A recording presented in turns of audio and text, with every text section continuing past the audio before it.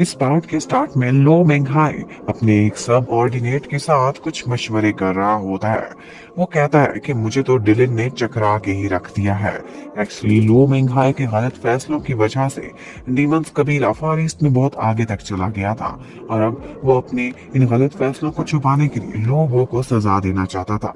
लेकिन उससे पहले ही डिलिन लोबो के लिए एग्जीक्यूशन के ऑर्डर्स मांग रहा था। उसके लिए ये बात बहुत हैरान कर देने वाली थी।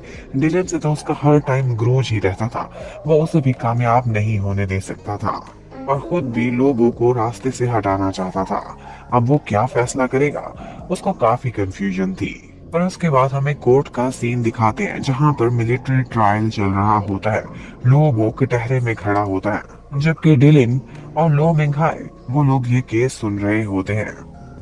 लोगों पर ये इल्जाम था कि उसने एनिमीज का साथ दिया था और उसी की ही कमजोरियों की वजह से एनिमीज इतने आगे तक पहुंचे हैं।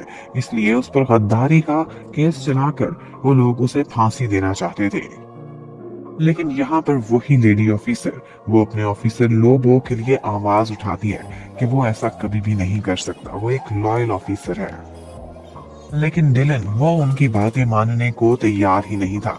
कहता है कि ऐसा है तो फिर लोबो को अपनी इनोसेंस खुद ही साबित करनी होगी। हमें तो यही शक है कि वो गद्दार ले होंग के साथ सीक्रेटली मिला हुआ था।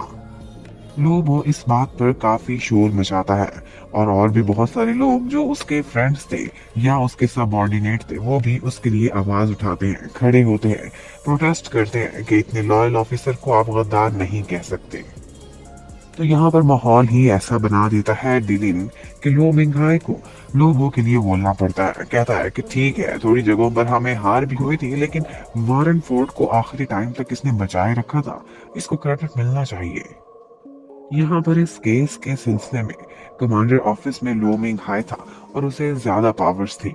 यहाँ पर डिलिन और लो मिंघाई दोनों आपस में ही बहस करना स्टार्ट कर देते हैं, एक दूसरे पर ऑब्जेक्शन लगाते हैं। डिलिन बातों बातों में ऐसा माहौल बना देता है और एक ऐसी बात कह देता है कि अगर ये एनिमीज के साथ मिला हुआ है तो इसे ऑर्डर्स तो कमांड ऑफिस से जाते थे, यानी कि तुम्हारी तरफ से।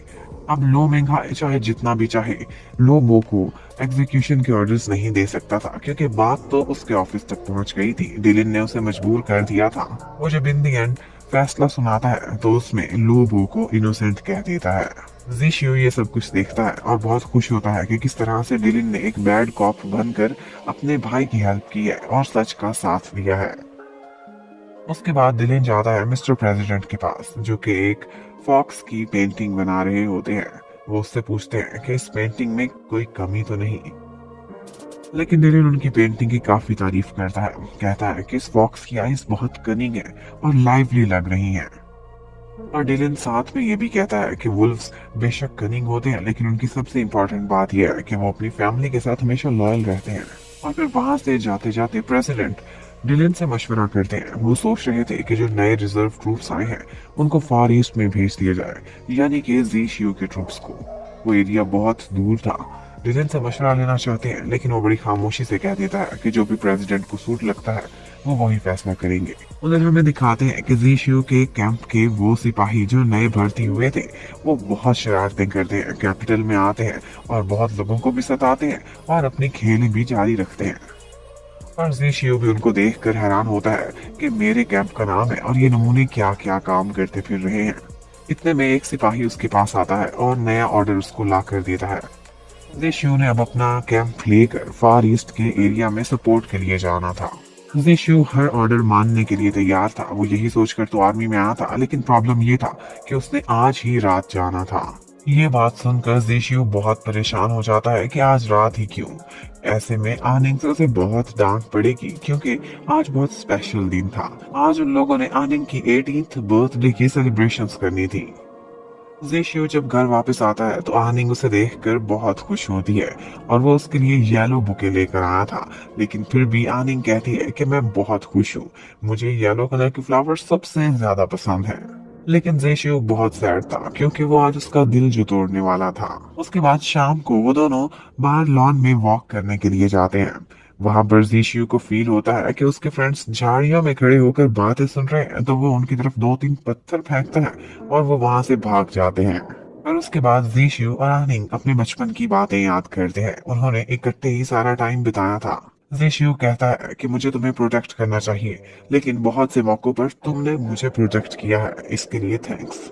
लेकिन आनिंग कहती है कि मैं तुम्हारी इंटेंशंस अच्छे से जानती हूँ। बचपन में एक दफा उनके घर पर कुछ बागियों ने अटैक कर दिया था। आनिंग बहुत डर गई थी क्योंकि सिपाही कम थे। ऐसे में एक छोटा सा जीशु हाथ में तलवार लिए सारे रात उसके बेड के पास खड़ा रहा था उसकी प्रोटेक्शन के लिए।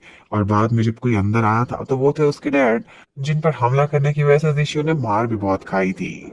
यहाँ पर फिर बातें करते करते हिम्मत करके जीशु बताता है कि आज रात को ही मैं फार ईस्ट की तरफ अपना कैंप लेकर जा रहा हूँ। आनिंग कहती है कोई बात नहीं, परेशान ना हो, मैं तुम्हारा इंतजार करूंगी। लेकिन जीशु से कहता है ठीक है इंतजार करना, लेकिन एज कजन्स इससे ज्यादा और कुछ भी ना सोचना। और साथ में ये भी कह देता है कि तुम 18 इयर्स की हो गई हो, तुम्हें कोई अच्छा मेल फ्रेंड बनाना चाहिए, तुम्हारे कोई मेल फ्रेंड्स ही नहीं।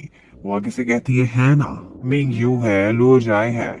लेकिन जीशु शर्माते शर्माते कहता है कि मैं इस टाइप का नहीं, उस टाइप का फ्रेंड कह रहा हूँ जैसे स्टर्लिंग और कार्डा है।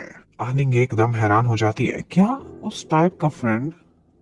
और जीशु पर गुस्सा करने लगती है कि तुम मुझे इस तरह की बात कैसे कह सकते हो। और ये सुनते ही एक फव्वारे की तरह उसकी आंखों से आंसू बहना स्टार्ट हो जाते हैं, और वो भी नॉन स्टॉप। जीशु को बहुत अफसोस होता है कि आज के दिन मैं उसे ये ना कहता, उसको ना रुलाता, मैं कितना बुरा हूँ। पर जो होना था वो तो हो गया। उसके बाद जीशु बैठता है अपने घोड़े पर, अपना कैंप लेता है और वहां से जा रहा होता है। आनिंग भी सैड खड़ी होकर खिड़की में से ये सारा कुछ देखती है। और जीशु जाते जाते बचपन से लेकर बड़े होने तक जो भी टाइम उन्होंने खुशी का गम का इकट्ठे गुजारा था वो सारा याद करने लगता है।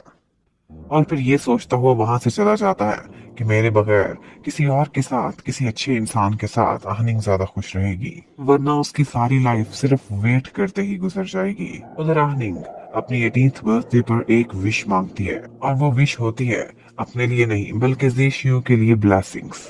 और यहीं पर ही ये पार्ट खत्म होता है।